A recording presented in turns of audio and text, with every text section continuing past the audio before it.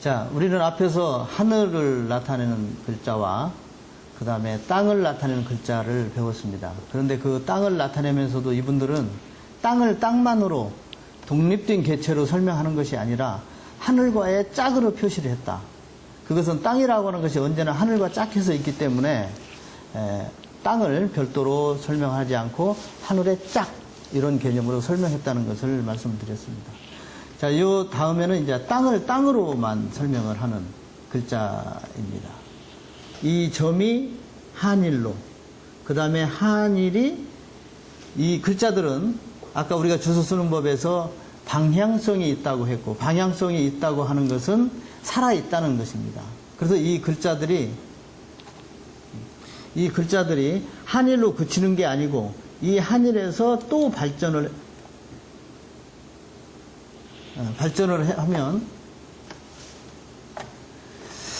새 을자가 됩니다. 이게 새 을자는 한일자에서 다음 차원으로 발전했다, 나아갔다, 이렇게 볼 수 있고, 이 새 을자가 두 개 겹쳐지면 요 이끼 야자가 됩니다. 따라서 점주, 한일, 새을, 이끼야 요 네 개의 글자는 지금 이 점이 변화해 가는 네 개의 과정이라고 말씀드릴 수 있습니다. 자, 이것은 뭘 말하냐면 이끼라고 하는 것이 이 단독으로 존재하는 글자가 아니고 바로 새을에서 나오고, 이 새 역시 새가 단독으로 존재하는 글자가 아니고 한일자에서 나오고, 한일 역시 점에서 나왔다. 따라서 이 네 글자들은 이렇게 연장선상에 있는 글자다.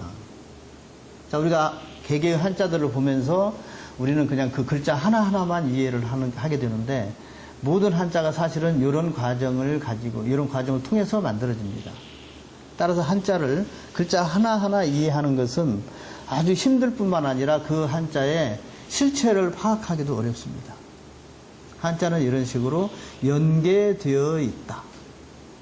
이것은 바로 우리가 아까 주소에서 말했던 것처럼 모든 한자가 하늘에서 땅으로라고 하는 방향성을 가지고 있고, 그리고 현재 살아있는 진행형이라는 것을 말하기 위해서, 그것을 설명하기 위해서 이렇게 서로 연결되어 있는 연결고리들을 연장선상에서 이렇게 설명을 하게 됩니다. 자, 땅을 나타내는 한자들은 앞에서 했지만 다시 한번 설명을 드리면, 이 열십자 속에 가로로 누워있는 요게 땅을 나타내는 한일자입니다. 그 다음 요것은 하늘에서 이어져 있다. 그래서 아랫부분이 땅이 되는 겁니다. 이 글자가 이제 장인궁이 되는 것이죠. 요렇게 쓰기도 하고 요렇게 쓰기도 합니다. 이것은 뭐냐면, 한일자는 원래 하늘을 나타내기 때문에 위에 있으면 하늘이 됩니다. 그리고 거기서 이렇게 내려왔는데 아래에 내려온 것도 하늘이다. 그래서 이렇게 지금 우리가 보기에는 장인궁자가 위에 일, 아래 일, 그것을 연결한 것으로 되지만, 옛 글자를 보면은 이렇게 내려온 것도 곧 하늘이다. 그걸 나타내기 위해서 이렇게 둥근 모양으로 표시를 합니다.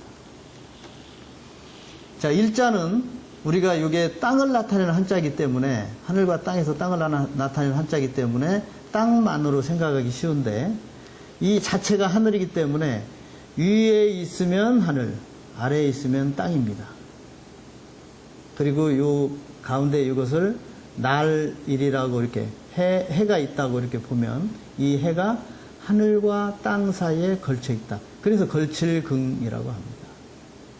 자, 여기서 이제 말씀드리려는 것은 한일의 두 가지 쓰임을 우리가 볼 수 있다. 그 하나는 위에 있으면 하늘, 아래에 있으면 땅. 말하자면 한일은 일자이지만 자체가 하늘이고, 그러나 쓰임은 땅이기도 하다. 이래서 우리가 그 분별하지 않으면 안 됩니다. 그러나 다행스럽게도 한자를 만든 분들은 글자에 위에 쓸 때는 하늘, 그 다음에 아래에 쓸 때는 땅, 이렇게 구분해서 다행스럽게 우리가 쉽게 이렇게 분별을 할 수가 있습니다.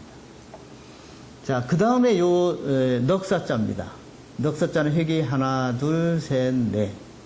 자, 하나 있으면 한일, 두 개 있으면 두이, 세 개 있으면 석삼, 네 개 있으면 넉사.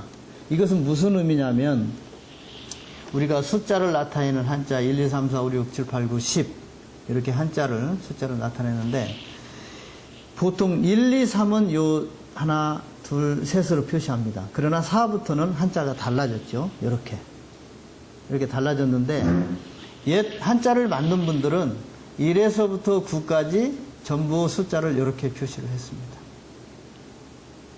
자, 그것은 무슨 의미냐면 하나도 하늘, 둘도 하늘, 셋도 하늘, 넷도 하늘, 다섯도 하늘 그런 뜻입니다. 그런데 하늘은 하늘인데 이것은 하나는 첫 번째 하늘, 둘은 두 번째 하늘, 셋은 세 번째 하늘, 넷은 네 번째 하늘 이렇게 본다는 의미입니다. 따라서 숫자를 이렇게 하늘로 표시했다고 하는 것은 숫자로 셈하는 대상이 무엇이든지 간에 그 자체를 하늘로 본다 그런 뜻이 담겨 있다고 말씀드릴 수 있습니다.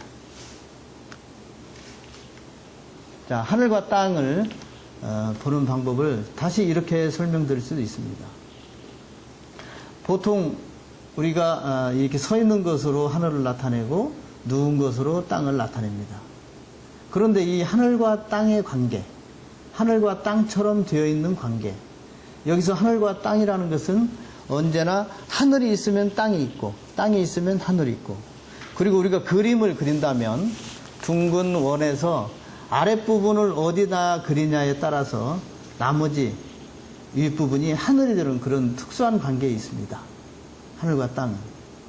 그래서 이 하늘과 땅은 단순히 독립된 개체로서 하늘과 땅이 아니라 이 세상에서 짝으로 존재하는 모범이 바로 하늘과 땅입니다. 예를 들면 하늘이 있으면 땅이 있고, 해가 있으면 달이 있고, 낮이 있으면 밤이 있고, 남자가 있으면 여자가 있고, 여름이 있으면 겨울이 있고, 이렇게 짝으로 되어 있는 것의 원형이 바로 하늘과 땅입니다. 그래서 우리가 보통 동양에서 음양 이렇게 말을 하는데 바로 하늘의 속성을 가진 것들을 양이라고 하고 땅의 속성을 가진 것을 음이라고 합니다. 그리고 그 양의 속성을 가진 것을 서 있는 것으로 표시하고 음의 속성을 가진 것을 누운 것으로 표시합니다. 자, 앞서 우리가 이 서 있는 것은 하늘을 나타내고 누운 것은 땅을 나타낸다 이렇게 말씀을 드렸는데, 그 하늘과 땅의 관계는 이 세상에 존재하는 무수한 음양의 짝으로 된 것들의 모범이기 때문에 이 두 개의 기호를 가져다가 짝으로 되어 있는 것들을 설명을 합니다. 따라서 여름과 겨울을 나타낼 때 이 두 개의 기호를 이용한다면 비교적 쉽게 나타낼 수가 있겠죠. 남자와 여자를 나타낼 때 남자는 서 있는 것을 활용하고 여자는 누운 것을 활용하면 비교적 쉽게 이런 관계를 설명할 수 있을 겁니다. 이런 의미에서 한자는 교통신호와 같습니다. 교통신호라는 것은 빨간불이 들어오면은 멈추어라, 파란불이 들어오면은 가라, 이런 이제 그 사유적인 약속인데, 바로 초기에 문자는 이렇게 사유적인 약속입니다. 이 표시가 있으면은 양의 속성으로 보자, 바로 하늘과 같은 양의 속성으로 보자. 그 다음에 이런 기호가 있으면은 여성의 속성을 가진 음의 속성으로 보자, 이렇게 약속을 하는 것입니다. 따라서 이 두 개의 기호를 이용하면 여기 그 음양의 상대적인 관계에 있는 이런 것들, 전우, 좌우, 상하, 선악, 암수, 주야, 남녀, 명암, 해달, 해물, 소말, 곡직, 진퇴, 이 우리 세상에, 우리가 살고 있는 세상에 짝으로 되어 있는 이런 관계들을 이 두 가지 기호를 아주 이용해서 간단하게 표현할 수가 있습니다. 말하자면 한자를 만든 분들은 이 세상에 있는 수많은 관계들을 모아서 동일한 관계에 있는 것들을 나타내는 이 두 개의 기호를 만드는 것입니다. 그래서 이 두 개의 기호를 이용한다면 이 세상에서 음양의 짝으로 되어 있는 것들은 아주 쉽게 설명할 수 있는 그런 기호를 만들게 되었습니다. 자, 그 다음에 이제 하늘과 땅은 이런 또 특수한 관계에 있습니다. 이 두 개는 우리가 한 가정을 이루는 아버지와 어머니로 이렇게 비유해서 설명드릴 수가 있습니다. 하늘은 아버지, 땅은 어머니. 그런데 이 아버지와 어머니는 만약에 아버지와 어머니가 서로 분리되어서 만나지 못한다면 둘은 영원히 둘일 수밖에 없습니다. 그런데 아버지와 어머니가 만나서 한 몸이 되어서 한 몸이 되면 그 자녀를 낳고 한 가정을 이루게 됩니다. 따라서 그 남자와 여자가 소통하는, 아버지와 어머니가 소통을 해야 하는 것처럼 이 하늘과 땅은 서로 소통을 하게 됩니다. 하늘과 땅은 소통을 하는데 언제나 이 한자를 만든 사람들의 생각은 하늘로부터이기 때문에 하늘이 땅으로 내려오는 것이 언제나 먼저입니다. 그리고 이 땅에 이렇게 온 것은 여기서 멈추면 안 됩니다. 땅에 온 것들은 반드시 다시 하늘로 돌아가야 됩니다. 그래서 이렇게 순환이 하늘이 존재하는 존재 방식입니다. 그래서 하늘에 있는 것은 땅으로, 땅에 있는 것이 하늘로 이렇게 순환을 해야 되겠는데, 이 두 개의 방향, 즉 하늘에서 땅으로 방향을 나타내는 기호를 만들어야 되고, 또 땅에서 하늘을 향해 올라가는 이 기호를 만들어야 됩니다. 이 두 기호를 만들게 되면 땅에 있는 것들은 모두 하늘에서 왔다라고 설명을 할 수가 있고, 땅에 있다가 없어진 것들은 모두 하늘로 돌아갔다라고 설명할 수가 있게 되는 것입니다. 그래서 이 두 방향을 나타내는 기호를 만들게 되는데 바로 요 기호입니다. 요 기호는 하늘에서 땅으로의 방향을 나타내며, 방향은 좌행입니다. 좌행이라는 것은 이 중앙을 중심으로 해서 좌측으로 삐쳤다. 그래서 좌행입니다. 그리고 하늘에서 땅으로의 방향이 언제나 자연스러운 이치이기 때문에 이것을 우리가 순행이라고 합니다.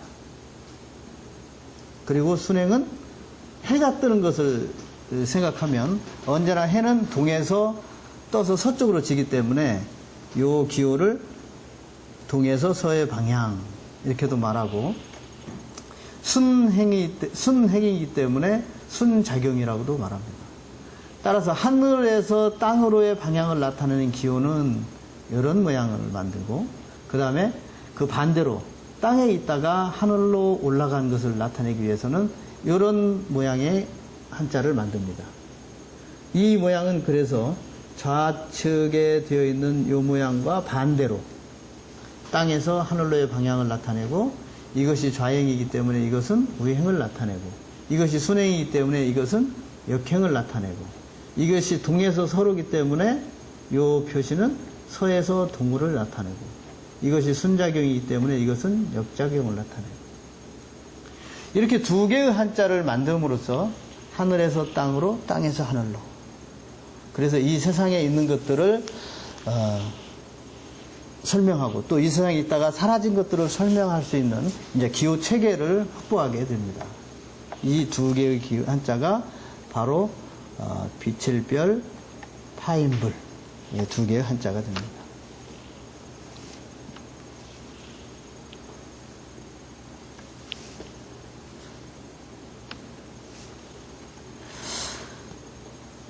자, 지금까지 우리는 이제 하늘과 땅의 관계를 이용해서 하늘에서 땅으로의 방향, 땅에서 하늘로 방향.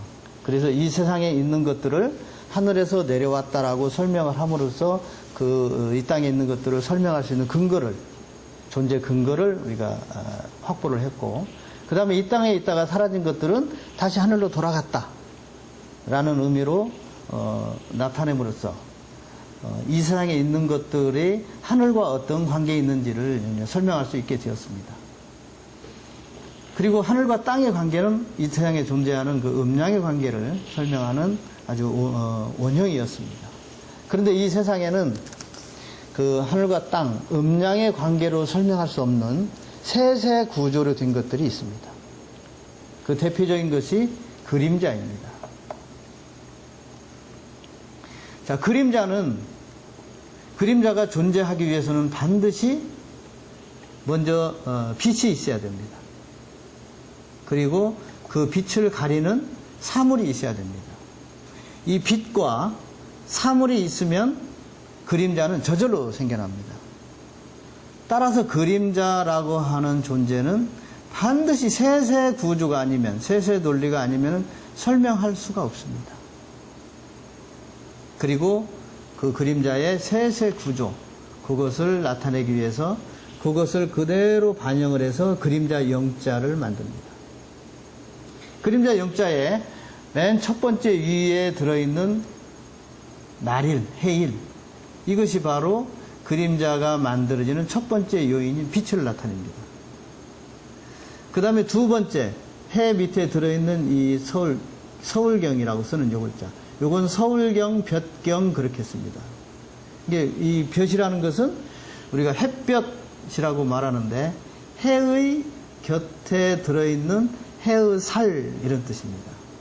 그러니까 해가 1번이라고 하면은 이 볕은 해의 곁에 붙어있는 두 번째 해의 살 이런 뜻입니다. 그 다음에 이 우측에 있는 요 세 개의 핵은 지금 한자에서는 털삼이라고 쓰는 한자입니다. 털삼이라는 것은 털이라고 하는 것은 세 번째다 그런 것을 나타내는데 이 세 개의 핵으로 되어 있는 것이 바로 세 번째라는 의미입니다. 자, 그림자를 보면 이렇게 세세 구조로 되어 있고 세세 구조가 바로 세세 구조를 나타내기 위해서 해가 들어가고 볕이 들어가고 여기 이게 빛날 빈자인데 요 그 세 개를 표시하기 위해서 요 글자를 썼습니다. 요 글자의 옛 글자가 바로 여기에 있는 요 글자입니다. 세 개의 핵으로 되어 있죠. 이것은 우리가 숫자 1, 2, 3의 3과 똑같습니다. 세 번째라는 뜻입니다. 자, 따라서 음량의 짝으로 되어 있는 것이 이 세상에는 무수히 많지만 음량의 짝으로도 다 설명할 수 없는 이렇게 세상에는 세세 구조로 되어 있는 것들이 있습니다. 그 세세 구조로 된 것을 나타내기 위해서 그림자를 예로 들어 설명을 했고 그림자를 구성하고 있는 요 날일, 볕경, 그 다음에 세 번째 털삼 이렇게 세 개의 글자를 들어 설명을 했습니다.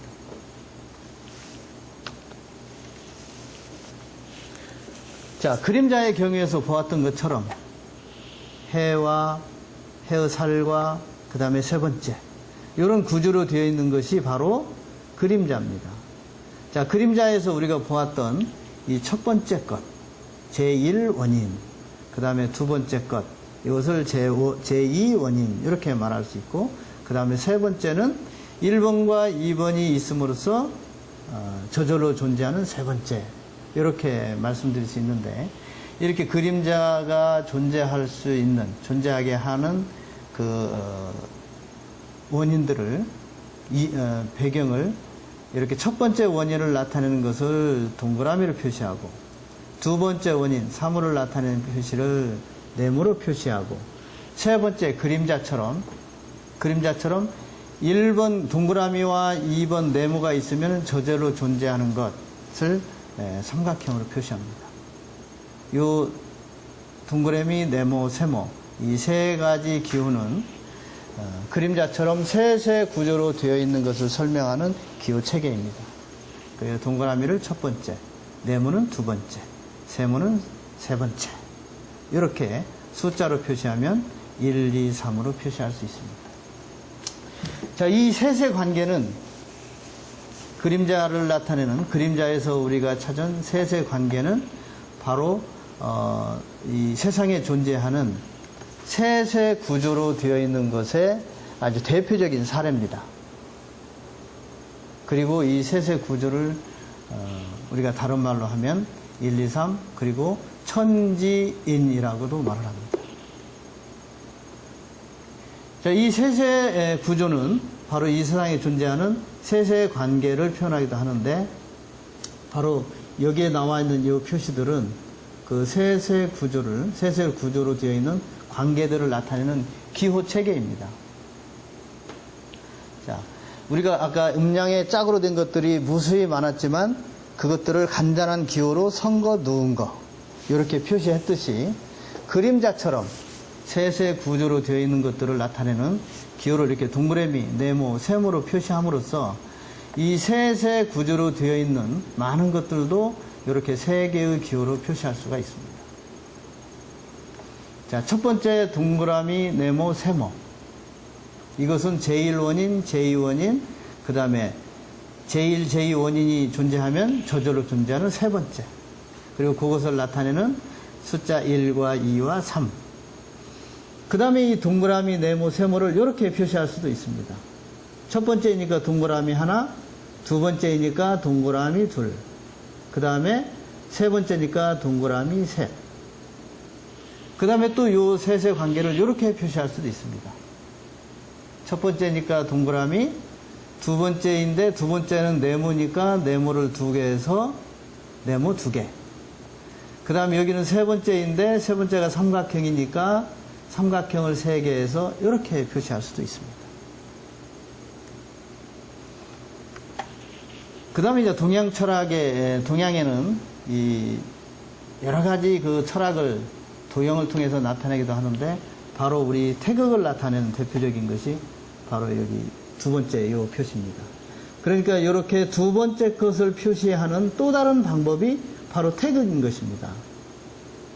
태극이 위아래가 있어서 이 위아래가 서로 순환하면서 순환한다는 것을 나타내기 위해서 이렇게 이런 태극의 모양을 하고 그 안에다 점을 찍는 이유는 앞서 우리가 하늘을 점으로 나타낸 것을 상상하면 바로 이해할 수 있습니다. 이 두 개가 죽어 멈춰 있는 것이 아니고 서로 이렇게 순환하면서 계속 생성하고 발전한다는 걸 나타내기 위해서 이렇게 눈을 두 개의 눈을 표시까지 해서 이렇게 태극을 표시합니다. 자, 여기에 제가 넣지는 못했는데 이 태극이 두 개 있는 것이 이 두 번째 것을 나타내는 사인이라면 이 삼태극은 바로 이 세 번째 것들을 나타내는 사인이 됩니다. 근데 이것은 제가 찾지를 못해서 여기다 놓지는 못했습니다. 그 다음에 괴가 있습니다. 괴도 하늘을 나타내는 괴, 땅을 나타내는 괴, 세 번째 요 만물을 나타내는 괴가 있습니다. 여기에 이제 넣지는 못했습니다. 자, 이런 기호들이 한자와 어떤 관계에 있느냐? 이 동그라미, 네모, 세모는 유치원에 가면 아이들이 가지고 노는 장난감과 같은 장난감의 모형과 같은데 그것들이 한자와 어떤 관계에 있느냐? 그것을 나타내는 글자들이 바로 여기에 예를 들었습니다. 이 사자의 좌측에 있는 요 두 글자, 요 두 개는 바로 요 네모 두 개가 두 개의 변형이라고 보시면 됩니다.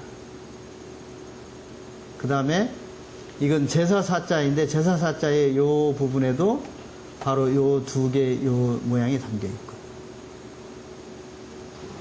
그 다음에 이것은 건널제 자의 제자입니다. 여기에는 보면 삼각형이 세 개가 있습니다. 바로 요 모양을 가지고 만든 한자입니다. 그 다음에 더 구체적으로 삼각형 세 개가 모여서 만들어진 묘산자입니다.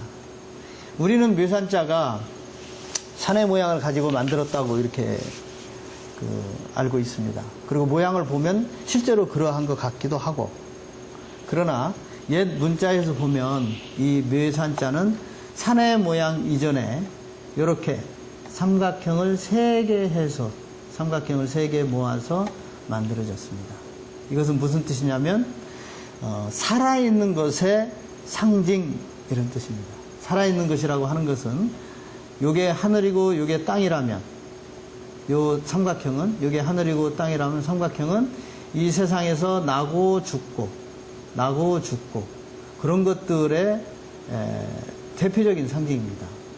따라서 살아있다라고 하는 것은 하늘을 향해 있다. 하늘을 향해 있다. 그런데 그 하늘을 향해 있는 것들이 전부 산의 모습과 같기 때문에 그것을 대표해서 산의 모양을 가져다가 살아있는 것의 대표적인 상징으로 씁니다. 자, 그 다음에 이것은 옷 의자인데 오드자인데 요게 하나, 둘, 세 개가 오드자의 상징입니다. 따라서 옷이라고 하는 것은 우리 몸에 입고 있는 옷은 이 셋이라는 구조, 셋의 구조를 가지고 이해를 해야 이 오드자를 알 수가 있습니다. 그 다음에 이것은 우리가 영혼이라고 할 때 영자입니다. 영자 속에 이 네모가 3개 들어 있습니다. 이 네모 3개는 바로 이런 의미입니다. 여기가 네모 2개니까 이 다음에는 네모를 3개를 쓸 수 있겠죠. 이렇게 도형들이 구체적으로 이제 우리 한자 속에 들어가서 그 의미를 담당을 하는데, 그 많은 한자들에 들어있는 이 산의 모양, 네모의 모양, 동그라미의 모양들이 그 나타내는 의미는 바로 이 셋의 관계입니다. 그래서 그것 어딘가에 그 모양들이 들어있다. 그러면 아, 저 글자는, 저 한자는 셋의 구조로 되어 있다는 의미구나. 이렇게 이해를 하시면 됩니다. 잠깐만요.